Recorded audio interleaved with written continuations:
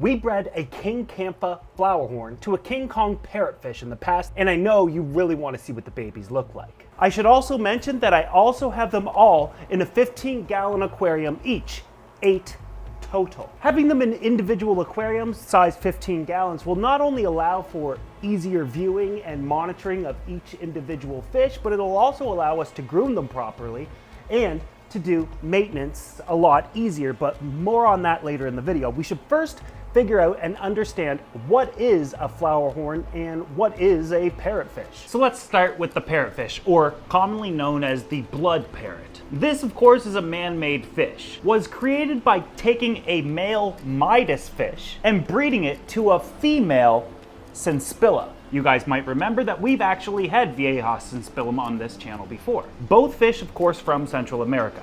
This was done in 1989 in Taiwan. There's always been great debate on how the blood parrot was created, but later on, the Department of Zoology out of the National University of Taiwan later acknowledged that was the two fish that started it. Now, of course, you don't just take a male Midas and a female Senspillum and just make them breed and you get blood parrots. Of course, you'd have to have a lot of selective breeding, some forward breeding, some backward breeding to create that blood parrot. Sometimes you'll see morphs of fish, like all the fancy different types of discus. That's from selective breeding, which includes both the backward and forward breeding. Back breeding is taking some of the fry and trying to breed it with others that kind of looked like one of the parrots, trying to get a certain trait out of the fish. Forward breeding is kind of knowing the genetics of the fish based off the experience that you have, and then you can see the fry and know if I take this one and this one, it should produce this. Now, the blood parrot is famed for its body shape, its pinched mouth, basically its deformities, but its blood red coloration. With that said, with more selective breeding, they were able to create the red ingot and the red mammon. Both different types of morphs of the blood parrot, but displaying different types of characteristics, including overall body size, finnage, the nuchal hump, the shape of their mouth, and maximum potential size that they would get. And then through even more selective breeding and back breeding and forward breeding, we got the King Kong parrot, which is essentially like a blood parrot, but gets a lot bigger, doesn't have the deformities, has a normal mouth, and the body shape more related to their ancestors, the Viejas senspilla, as well as the Midas. But that still doesn't answer what my babies will look like. However, I did mention that my flowerhorn was actually a King Kampfa.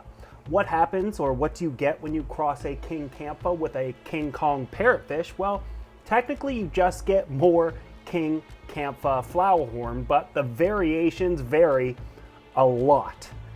Now let's go look. So first and foremost, they're in 15-gallon aquariums, all being 24 inches long, 12 inches front to back, and 12 inches tall, making them 15 gallons.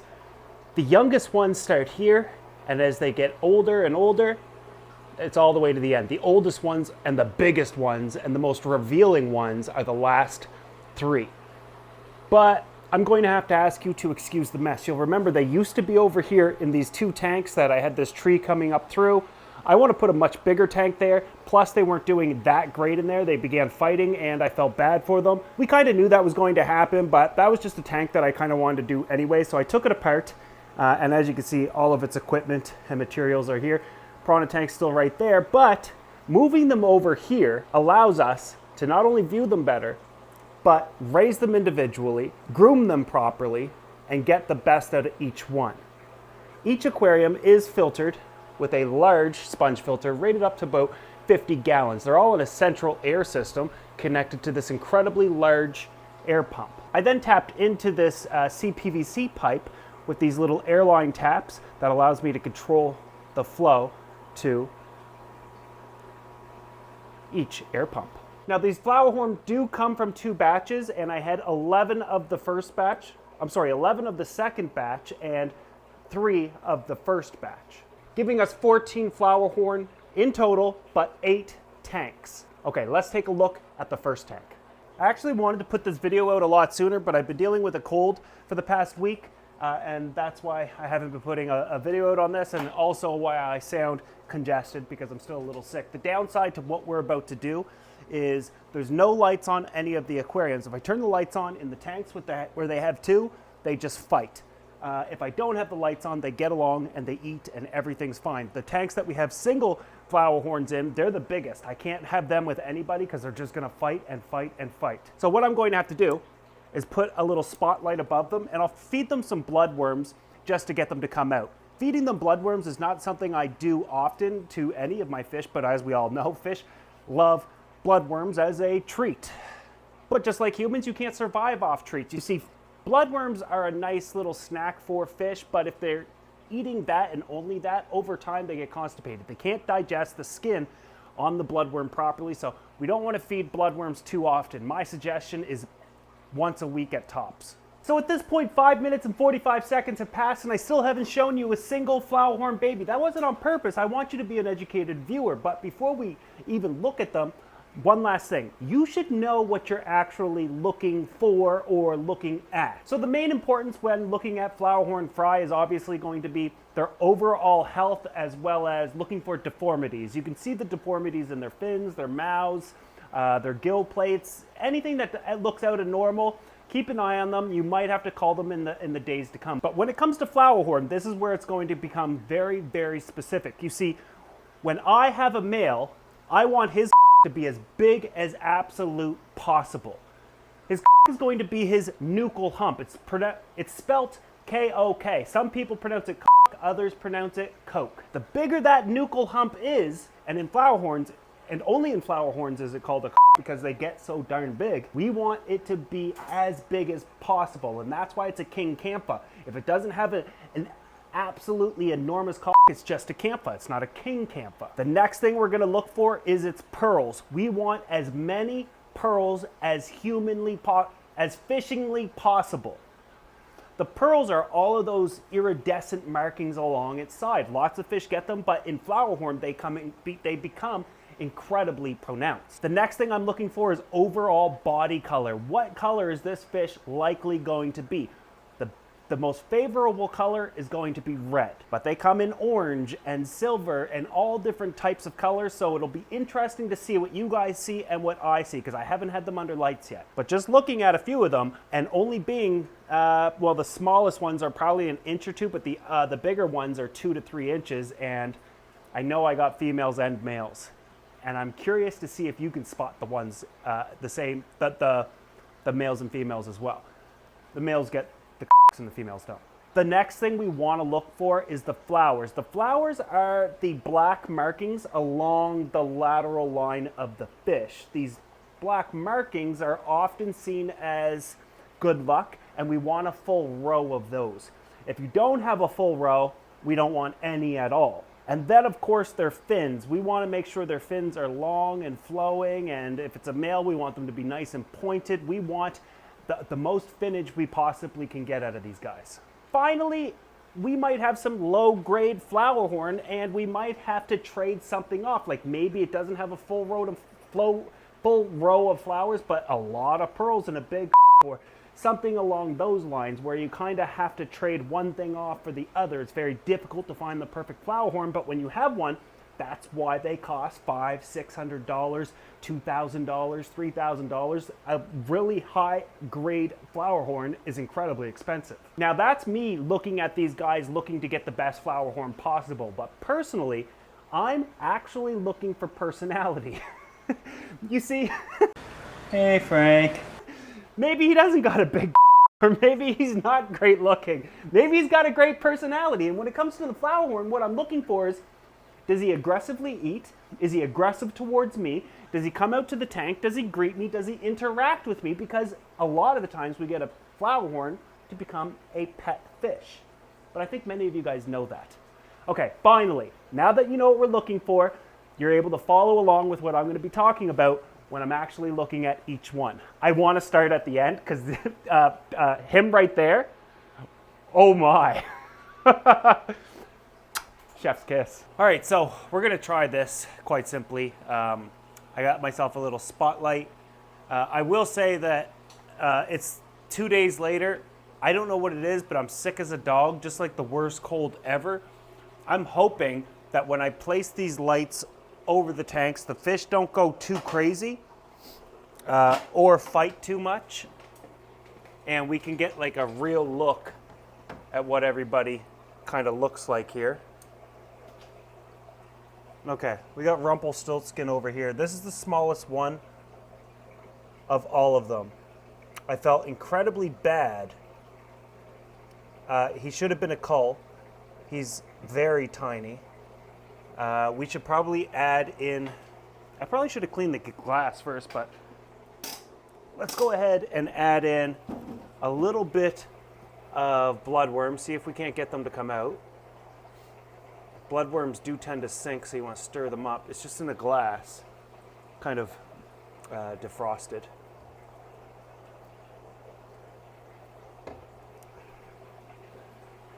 Okay, so the little guy's coming out. Not much to look like. If you ask me, he looks like a little Jack Dempsey. And so does this little bugger back there. It's interesting to see them colored like this right now. I think there's actually 3 in here though, so we also need the other one. Yeah, so this guy actually looks like a Flowerhorn. This is the smallest tank and arguably the worst tank of the 3. Luckily, it looks like look at the size of this tiny little fella. And he's just so happy to be alive that I thought, you know what? We're gonna have to keep you. There is potential in this one here. Not the color, but if you look at the side of him, the row of flowers, remember what we talked about? Now this guy's a little too intense and, trying to camouflage, so he's not looking that great. But this one here, in my opinion, shows the most potential of the 3, outside of Rumpelstiltskin. I don't know if Rumpelstiltskin was small. Oh, look at the row of flowers on him, though.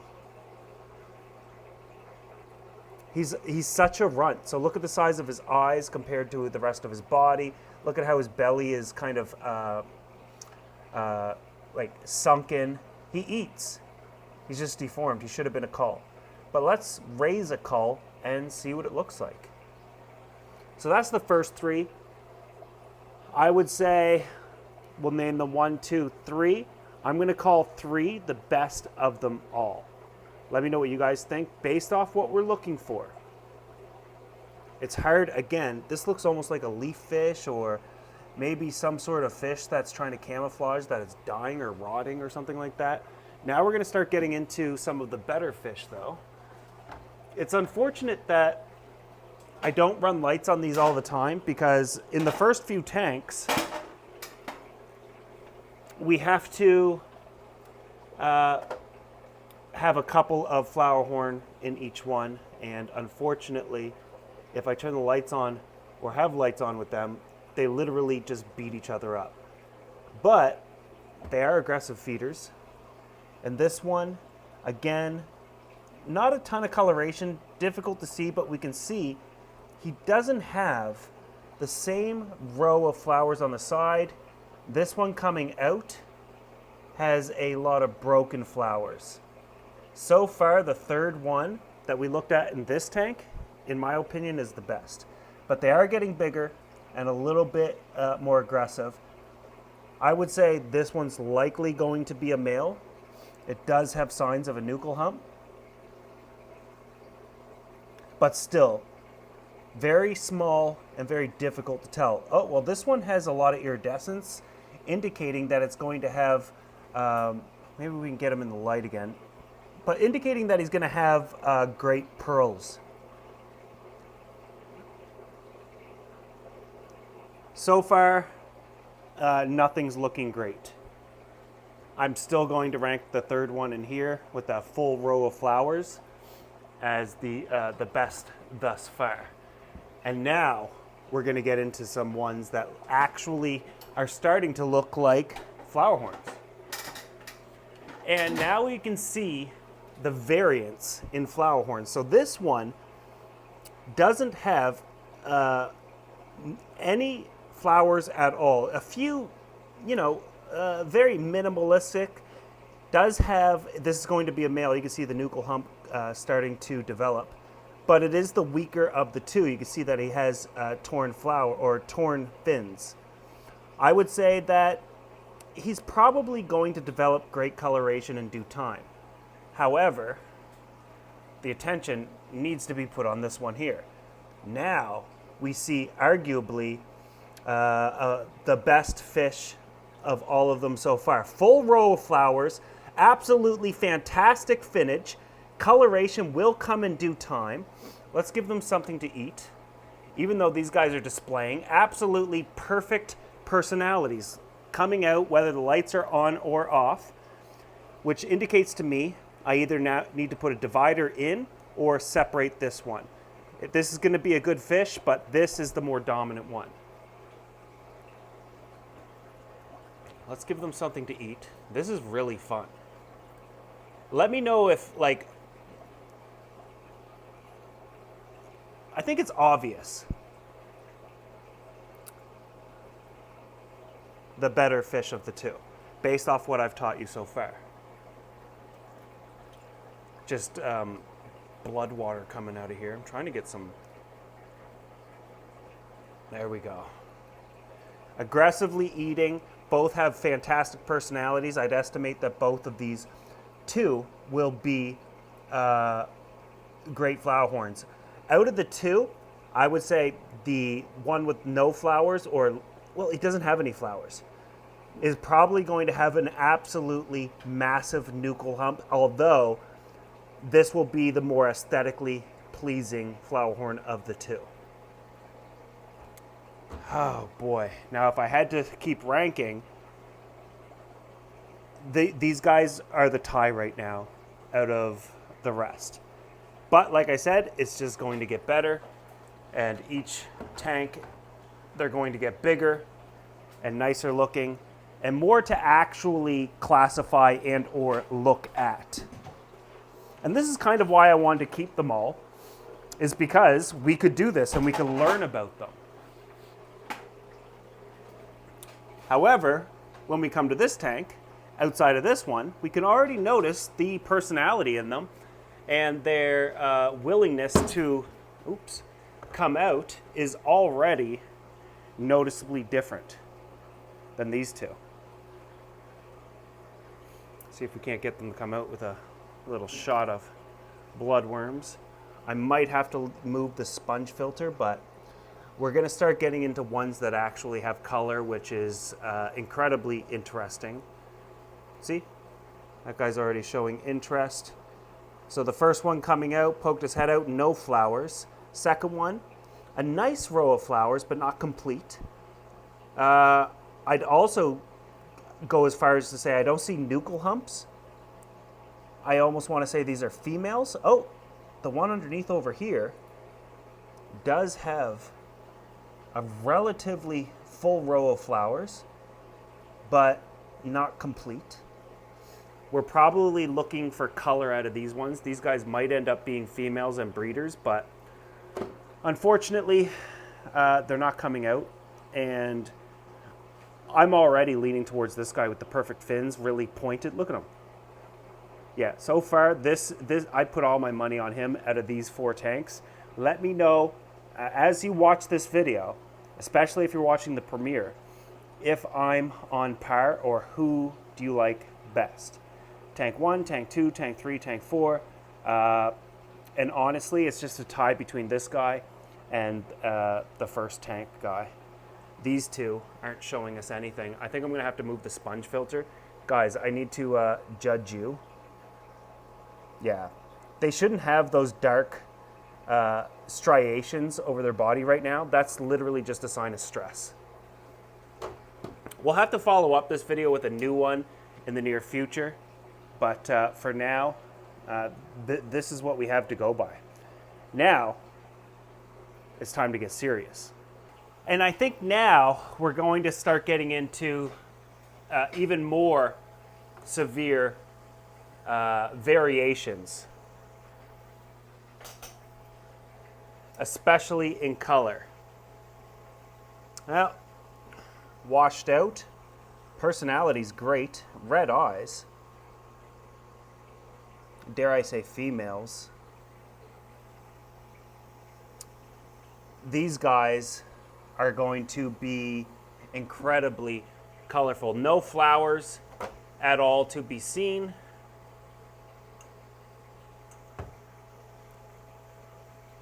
Not a tremendous amount of pearling. I would suggest coloration would probably be the priority with these two. We seen them at first. As soon as I fed them, they don't want to come out. So we'll go over here. This is not the one I was most excited about, but automatically you saw the pearling. Let's see if we can't get them to come out with some bloodworm. Obviously putting a spotlight on top of their tank is going to freak them out, but the pearling is so abundantly obvious. Ooh, and he's got a full row of flowers. Great body shape, but I just need a little bit more out of them. A little bit of bloodworms for him, see if he'll come over here. Obviously messing around the tank is never a good idea when you're trying to observe a fish. Maybe we can put the light over there. Yeah, I love the pearling, especially around his gill plate. That's a fantastic sign. Great body shape, but no real pointed fins, no real pronounced nuchal hump, although he is getting one. This will be a male. Coloration again, kind of washed out, but obviously I'm just flashing the lights on. These guys need more water changes and a diet heavy in astaxanthin to kind of bring out that red and really emphasize on it. If you haven't seen my videos on do-it-yourself food, I kind of explain all different types of color enhancers and what you can feed your fish naturally to bring out different colors, from reds to blues, yellows, greens, etc., you name it. Let's move on to who I really want to see under the light. I'm just hoping he's got a good personality, which in all cases thus far he has, but this guy is already like incredible coloration. We'll see what he looks like under the lights though. Full row of flowers and a fantastic personality, although he hasn't had a light on him his entire life, so let's put in a bit of bloodworm, see if he comes out. It just blew something away. He's in there. You guys got to see this. This fish doesn't even make sense for the rest of them. See the coloration already? Oh, broken flowers, but beautiful coloration, incredibly pronounced nuchal hump, fantastic body shape, great finish. But he's already showing yellows and reds, is what I can see. This is going to be an absolutely stunning fish. And now you can see why I was excited about it. Obviously, he's stressed out and perhaps will show better coloration. Look at his pearling, especially around the flowers. But this is why I was excited about this stud. In my opinion, this guy, there's only probably two others that can remotely compare. But finally, the king of pearls is next. And this might be something that shocks us, long term especially. Once you see the pearling on this, now mind you, I had to be educational as well so you would know what pearling is and flowering is and all of these different terms. But I'm going to show you what I'm looking at without any light. Wait till it turns. It's just incredible. Look at the pearling, all those white dots, that iridescence. Fantastic personality, not a great line of flowers. If we could just focus. All right, let's bring over the light. And a little bloodworm slurry. There we go.